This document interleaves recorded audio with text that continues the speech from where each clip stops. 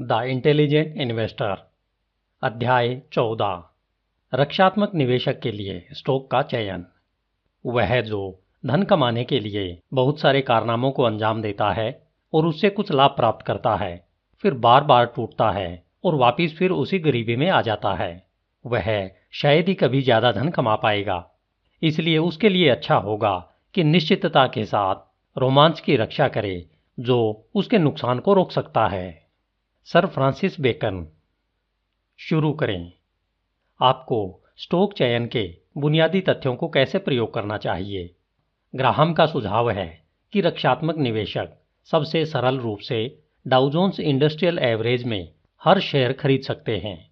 आज का रक्षात्मक निवेशक कुल स्टॉक मार्केट इंडेक्स फंड खरीदकर, जो अनिवार्य रूप से हर स्टॉक को रखने लायक है, उससे और भी बेहतर कर सकता है। एक कम लागत वाला इंडेक्स फंड कम रखरखाव स्टॉक निवेश के लिए बनाया गया सबसे अच्छा उपकरण है। इसमें सुधार करने का कोई भी प्रयास वास्तव में रक्षात्मक निवेशक की तुलना में अधिक काम कर सकता है। ज्यादातर लोगों के लिए अपने स्वयं के स्टॉक का शोध और चयन करना आवश्यक नहीं है और यह एडवाइसेबल भी नहीं है। हालांकि कुछ रक्षात्मक निवेशक व्यक्तिगत शेयरों को खरीदने की बौद्धिक चुनौती का आनंद लेते हैं। यदि आप बेयर बाजार से बच गए हैं और अभी भी स्टॉक उठाने का आनंद लेते हैं, तो ग्राहम तो क्या, भगवान भी आपको नहीं बचा सकते हैं। लेकिन फिर भी उस स्थिति में कुछ स्टॉक मार्केट इंडेक्स फंड को आपका पूरा पोर्टफोलियो बनाने के बजाय इसे अपने पोर्टफोलियो की नींव बनाएं। एक बार जब आपके पास वह आधार हो जाता है, तो आप अपने स्वयं के स्टॉक विकल्पों के साथ या उनके आसपास इसका प्रयोग कर सकते हैं। अपने स्टॉक के पैसे का 90% एक इंडेक्स फंड में रखें, जिसमें 10% छोड़कर अपने स्टॉक को चुनने की कोशिश करें। आपके द्वारा उस ठोस स्कोर के निर्माण के बाद ही आपको और ज्यादा प्रयोग करने चाहिए। बार बार जांच करें। स्टॉक चयन के लिए ग्राहम के मापदंडों को संक्षेप में समझें। पर्याप्त आकार। आजकल छोटी कंपनियों को छोड़कर अधिकांश रक्षात्मक निवेशकों को कुल $2 बिलियन से कम के बाजार मूल्य वाले शेयरों से दूर ही रहना चाहिए। साल 2003 की शुरुआत में आपको अपने स्टैंडर्ड एवं पुअर्स के 500 स्टॉक इंडेक्स में से कुल 437 कंपनियों को चुनना छोड़ देना चाहिए, क्योंकि ये इस कैटेगरी में फिट नहीं बैठती थी।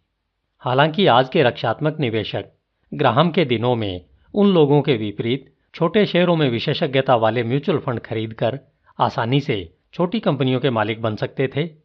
फिर से वैंगार्ड स्मॉल कैप इंडेक्स जैसी एक इंडेक्स फंड वाली पसंद है। हालांकि एरियल, टी रोवे प्राइस, राइस और थर्ड एवेन्यू जैसी फर्मों के पास उचित लागत पर सक्रिय फंड उपलब्ध हैं। मजबूत वित्तीय स्थिति।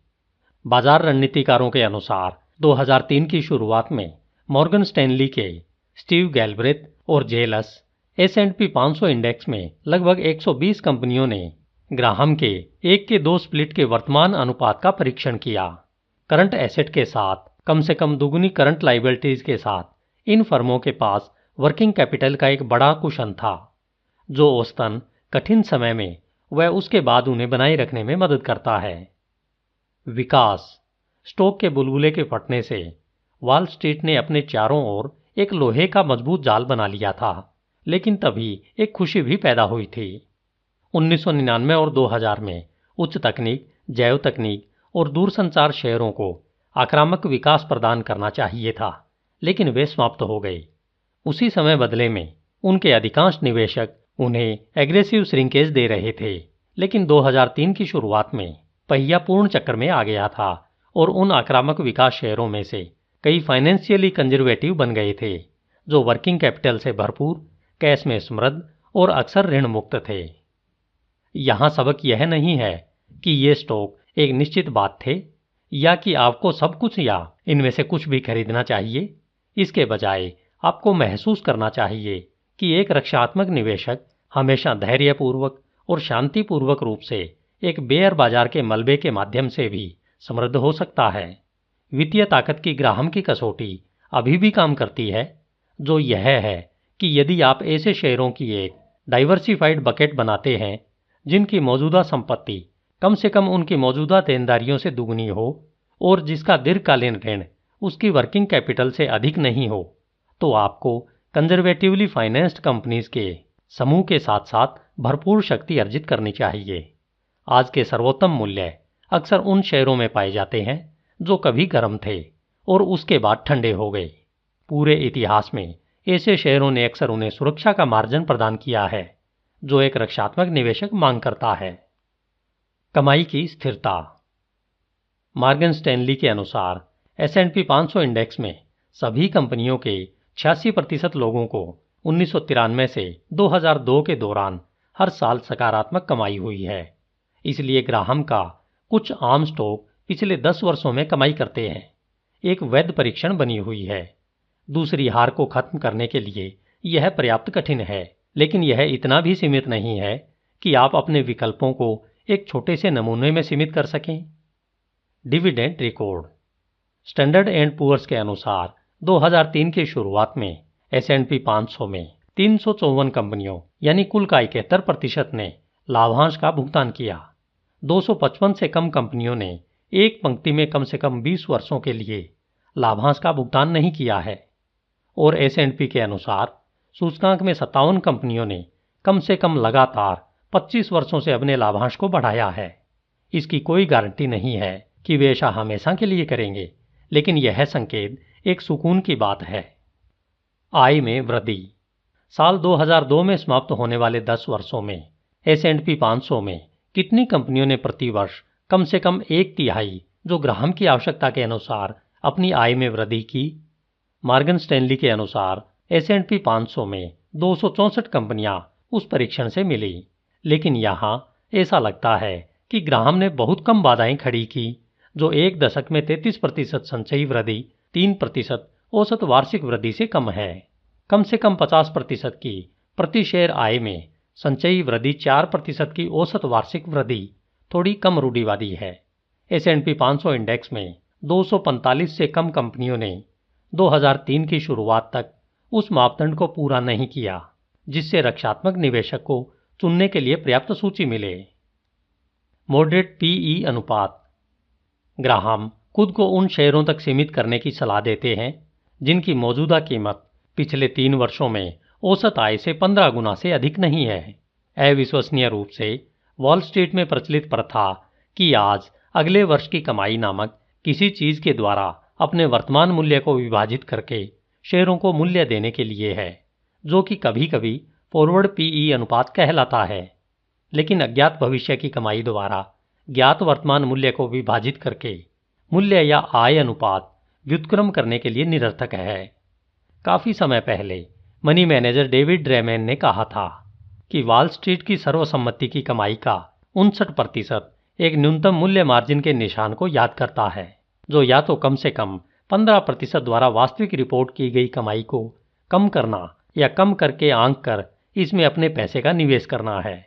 आने वाले वर्ष के लिए इन मायोपिक सुथेयर्स ने जो भविष्यवाणी की है उसका आधार कानूनी रूप से नेत्रहीन लोगों के लिए एक तीरंदाजी टूर्नामेंट में बुलाई को पकड़ने की बजाय पिछले 3 वर्षों में औसत आय से विभाजित वर्तमान मूल्य के ग्राहम के फार्मूले का उपयोग करके अपने आप एक शेयर की कीमत ओब्लिक आय अनुपात की गणना करें।